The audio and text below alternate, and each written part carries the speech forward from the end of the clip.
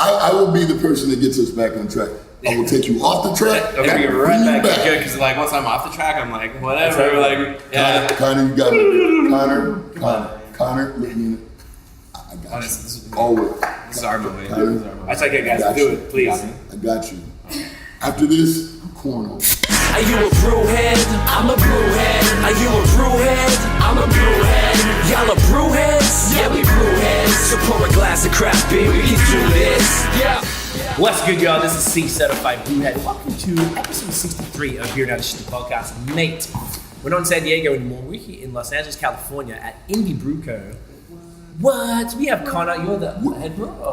Co-owner. Co-owner. Oh! And for LA podcast, we got a special guest host who's going to be hopefully in all the podcasts. Teo Hunter from Dope And Dank. Dope And Dank, baby! What up? What up? What up, all my friends up north? I'm horrible in accents, by the way. So that was an accent? They pretty much talk the same.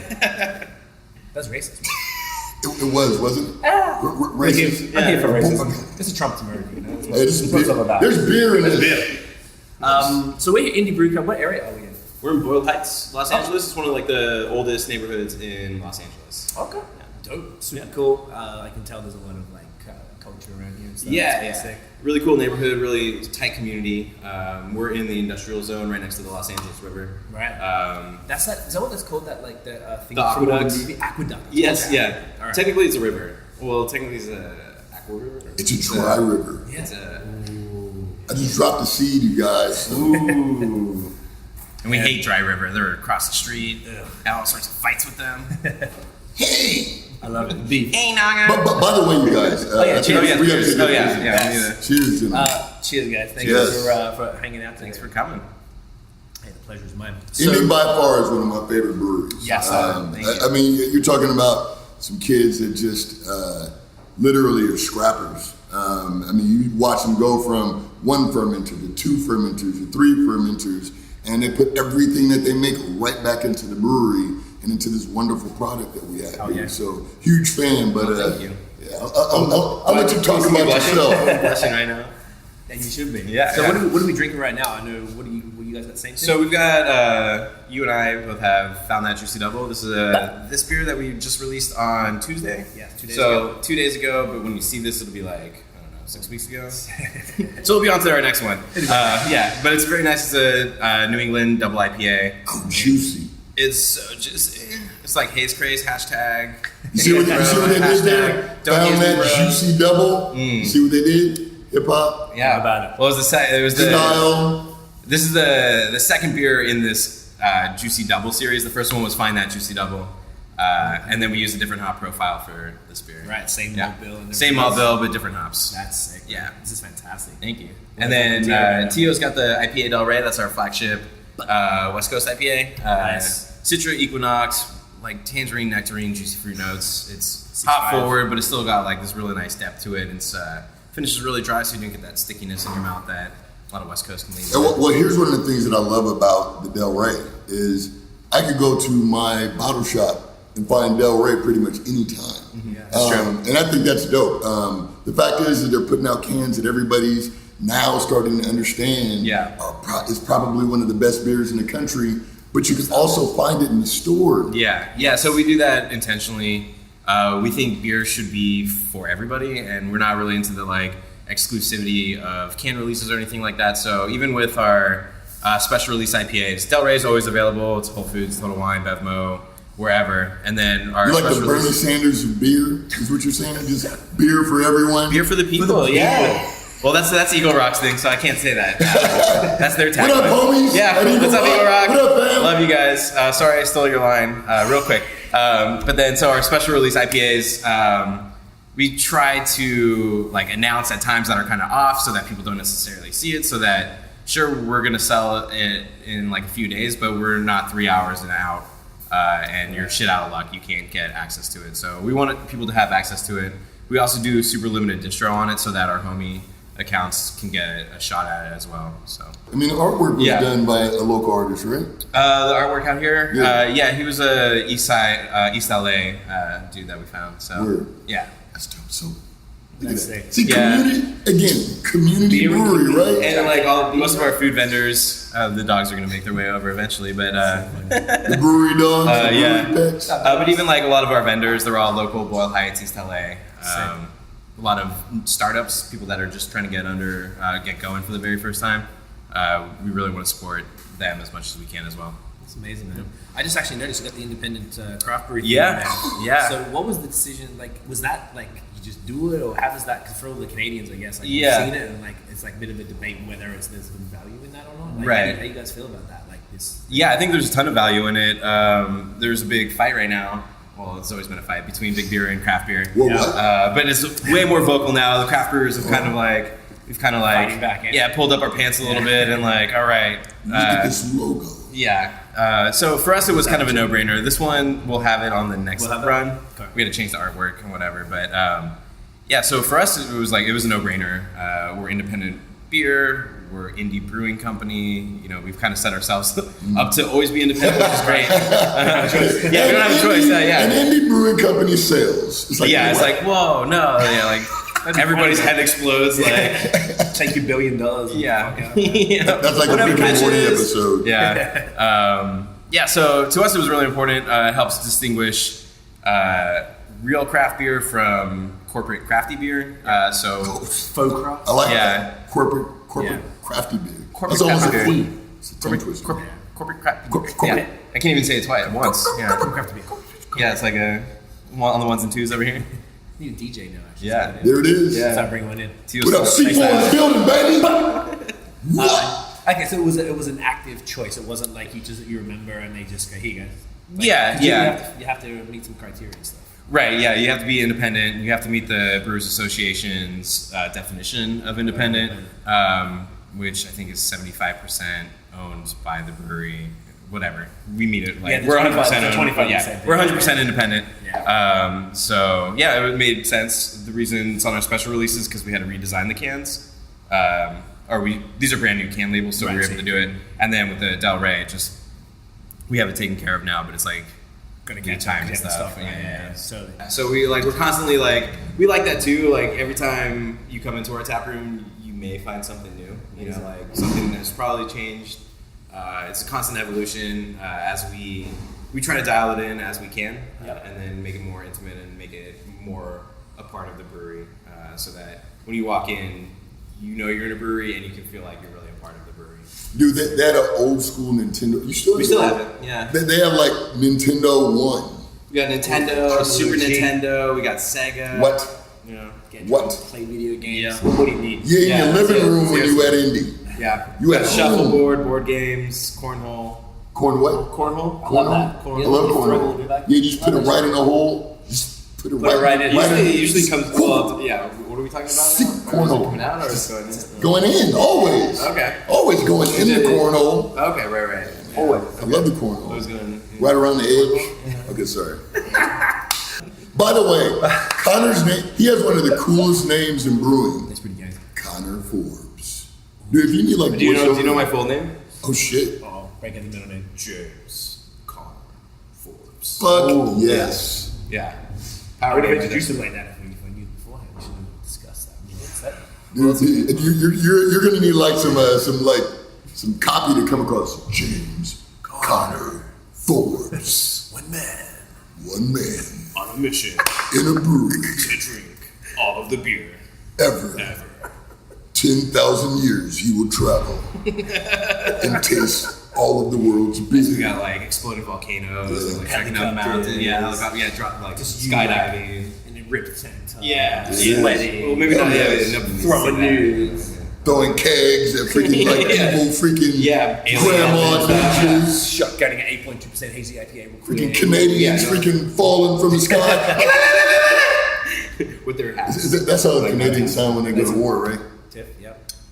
I'm like, is that right? She's like, Yeah. she's like, I'm not even She's like, contributing. I'm not dealing with She's you like, I'm guys. not getting- I'm tired of this shit already. What do we got? Another 45 minutes? About that. Let's go. What's your Just getting like, started.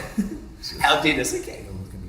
This is the most ridiculous podcast like ever already. And, I'm pretty impressed. It's good. Yeah, good. All right, let's keep going. How did you get into brewing? How did this place get started? So like it's Yeah. been 2 years up in here and you're seeing the growth. Like how did Yeah. what's the before story? I was a senior in college in 2008. I graduated 2009. I knew that I wanted to be an entrepreneur. Whoa. You started college in 2008? And then I graduated 2009. Yeah, it was really quick. No, my senior year, I was like hanging out with my homies and I was drinking a beer and I was like, maybe I should start a brewery. And all my friends are drunk assholes. And they're like, yeah, do it. Totally do it. And I was like, all right, I'll start doing it. So I started homebrewing in my college apartment. I graduated 2009. There were no jobs to speak of in the job market, which was dope because I always wanted to be a ski bum. So I got a job working at a brew pub in Park City, Utah, and I also was a lift operator. White people problems. Yeah, it's hard, dude. Yeah, so I needed a job, so I moved to Utah. Got a job at a ski lodge and made beer in my apartment. I was on the lifts. I was operating the lifts. Every once in a while, bag the snow bunny in. Life was hard. Yeah, dude, it was hard. Sucks, dude. I'm projecting.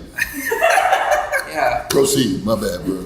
It's all this acceptance stuff. The ski lodge. Okay, yeah. We're gonna do a big old man chest on chest hug in a minute. Go ahead, man. Yeah, so I was a ski bum, Okay. and I was waiting tables at a brew pub. That's actually where I met James, who's our head brewer.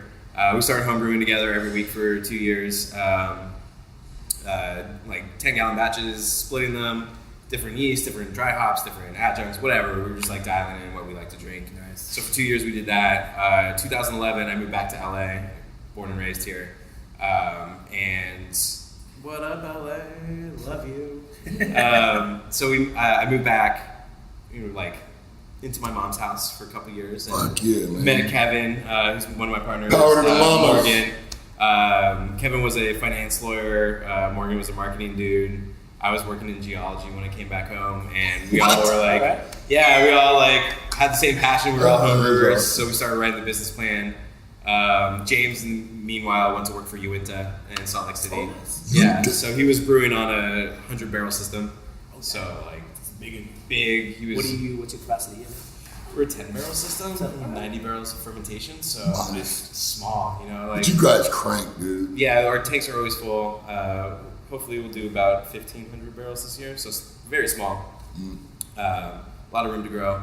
Once we all, Kevin, Morgan, and I hooked up, James already knew it was down to be the brewer, so we started getting everything together, location, equipment, yada yada yada. And that's what brought us here. Yeah. Question for you, man. Yes. When did you realize that you could make beer? But how was that? Was it family? Was it friends? Was it you just literally said, I'm going to make beer? I said I'm going to make beer, and then I looked for a home brew kit. Yeah, and then I made some really absolutely terrible batches until I met James, and then that's when everything got good. Yeah. Were you doing this style? This is coming back to your earlier thing about California beer. Were you making this hazy style back then? Because it wasn't a thing. It was the last couple of years. Our IPA Del Rey has always been unfiltered. All of our beers are unfiltered. We don't have a filter or centrifuge or anything like that. So Don't need one. Don't worry about it. Fuck filters. We don't need one. I mean, we do a colch that's completely clear, see-through, just through cold crashing and refining. So everything's been unfiltered. Del Rey's always been on the unfiltered side, but it was never we weren't doing New England style full-on haze beers until we released Worth the Squeeze in I think that was February 2nd. That was a peach. Yeah, that was Worth. We just re-released it last month too. It's like the orange, it's like tang orange juice kind of stuff. Yeah, it's really good. Banger. So good. Banger. So that was the first time ERs, baby. We do ERs in California. I know y'all banger. pronounce the R's. Idea. Not aura, but water. Beer. Beer. That's a hard one. Yes, that's so funny. Styles of beer. So coming back to this, talking about community. So bro, I just want to really quickly touch because I don't. People haven't. We've had an Instagram relationship for some time now. Oh shit.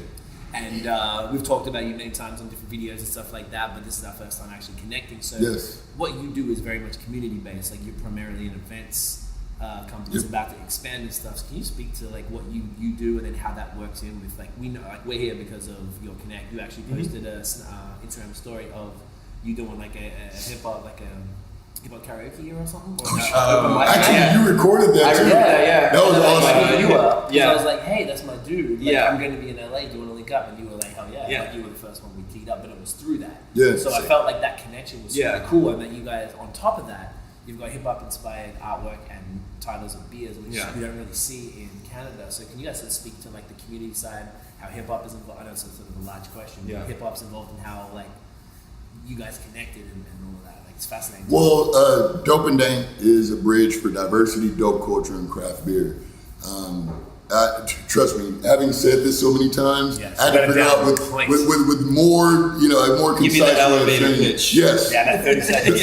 Essentially, it came down to I got tired of people, my people of color rocking the dopest kicks, rocking the dopest flyest streetwear, paying for the top dollar bottle service, but then still drinking the shit beer. Right. You know what I'm saying? And, after just being obsessed with one, craft beer culture and how welcoming it was and how kind it was and generous and community centric it was, and knowing that Black and Mexican people embody those same attributes, I'm like, why is it different in beer? Right. And the more research that I did, I realized it was a matter of people of color just being primed to drink bullshit beer for generations. They muddle our culture in with horrible products. And I just thought that was a cycle that needed to be broken. We started with Black People Love Beer. That was the first Instagram handle.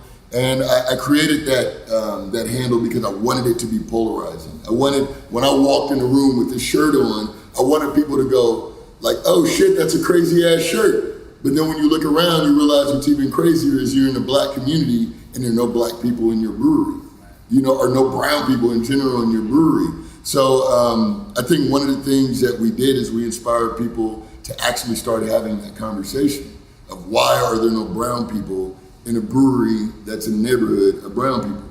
And the more we started having it, we realized that not only were we helping the brewery communities and the brewers guilds to start building this conversation, but essentially we were pulling people back to supporting local businesses and a fantastic fucking product. So with that said, after the shit gets you leaving her message, you guys have given, and not that I need you to project all the things that you've done in terms that you've given, because I think that's another important aspect of craft beer is you actually give back to the community that you actually have a business in. So a ton. And we just donated a bunch of kegs to like the YMCA in Boyle last weekend for an event, and so we do a lot of that stuff. Like, I'm just playing. I mean, like everybody, people hit us up for free beer every day. So we're like very particular and picky about like what we actually do, and it's got to be focused on. It's got to meet a couple criteria. One, does it benefit our community? Two, is it within our distribution footprint? Like we'll have people in like San Diego being like, "Hey, you want to donate?" Like, why are you donating to mine, bro? Yeah. And how about that being sense a for fight? the brand as well. Yeah. So. How about that being a fight? Like, how dare you donate in my community? People say that? No, I'm just saying that. I mean, like, how dare how dare you? How dare you donate to my people? I'm donating to them. I got this. How Everybody's about fighting. that? I know. I want to give. Donation wars. No, but here's another thing, and it's almost like the blessing and the curse. The majority of the people that I know in craft beer do not talk about their philanthropy, and what they do in their communities because they're modest and they're humble, but they do. And I don't mind talking about it because I'm not the brewery. I just advocate for you to drink the beer so they can keep giving and making good fucking beer. So. Amen. No, that's really cool, man. Yeah. So that's actually a good segue. So can you speak to the LA scene as far as the breweries here and sort of how it all sort of worked together? How you guys both of you, how have you seen it grow? Oh, it's amazing. Yeah, it's Seems incredible. Really popular right now. So when I graduated college in 2009, there was no breweries in Los Angeles except for Craftsman in Pasadena. Okay. He was the only one. And then I graduated, I moved home, and I met the dudes from Eagle Rock. And they opened in December of 2009. So then there was two. And then it wasn't until 2011 there was 6, and now there's 67. So it's just been this explosion, which is phenomenal. There's so much good craft beer in Los Angeles now. Such a cool community, specifically what we do with downtown LA brewers, Brewers United. Why you gotta say it like that? Because like I already stumbled on it. Dude, So. your name's is James Connor Forbes. You better say that shit like it's the Justice League. And Warner Brothers, y'all better not sue me for saying that shit. Yeah, they can edit that out. Downtown Brewers United. And Teo said, it'll just be covered over. Yeah, so it's really dope because we do a bunch of events together. We organize a free shuttle that goes between all of our tap rooms. We do All that. the time, or No, events? we were doing it quarterly. Now we're just going to do it for LA Beer Week, and then we also do biannually, 72 times a year, a beer festival, like super small, just the 7 breweries that are down here, in a small little lot across from Angel City Brewing. So we do a lot of really cool. In the triangle. In the triangle lot. There it is. Yeah. Which I always get confused with Iron Triangle because that's also a downtown brewery. Right. So it's Yeah, like, but the Iron default- Triangle lot, or is it? No, it's the Triangle lot across from. So it gets confusing. Yeah, semantics. Yeah. Okay, that's sick. So, like, how has that sort of benefited what you both do? Like, do you see, I guess, the growth is kind of like, because in beer, it seems the same thing. Like, you're totally cool with Dry River across the street, and everyone share. Is it like that here as well? Everyone's very like sharing with. Yeah, like if we need a bag of grain, we're out of it. Like we can ask somebody and they'll hook us up, and we'll return get the bag back to them when we have it, or if they need something else, we'll trade them. Or if we need manpower to help get a tank up or something, like the community is always there to help out with that. So Shout out to John Carpenter. What up, homie? Cali for the win. Guys, thank you so much for. But where can we find you guys online? Oh, look at look at this. Please. At Dope And Dank. Dope And Dank, spell out the N. dopeanddank.com. Check us out. We got events going pretty much throughout all of 2018, and we're going to be traveling as well. We'll be hitting New York. We'll be hitting Miami, Chicago, Portland, going up north to Northern California. So look out for us. Yeah, nice. And we're Indie Brew Co. on Instagram. I'm Indie Brew Connor. And then I see what you did there. You like that? Yeah, that's good. I just changed it back. It was my son's account for a minute, and then I was like, I'm taking that shit back. I got that back. Yeah. Not happening. You don't need that. And then you can find our tap room at 2350 East Sunrise Street, Los Angeles, California 90023. Boyle Heights, what up? That's amazing, guys. Thank you. That was fucking hilarious. Yeah. I really appreciate it. If Thank you you. enjoyed the episode, chuck us a thumbs up on YouTube, hit subscribe down below wherever the hell that is. Follow us on social media at BAOS Podcast, and check out the long form audio like this. This is a little more ridiculous than it generally gets. Now I gotta keep this bar high. Thank you very much for that. Hit us up on Apple Podcasts and wherever you get your speaky audio things. That's it, y'all. Cheers. Cheers.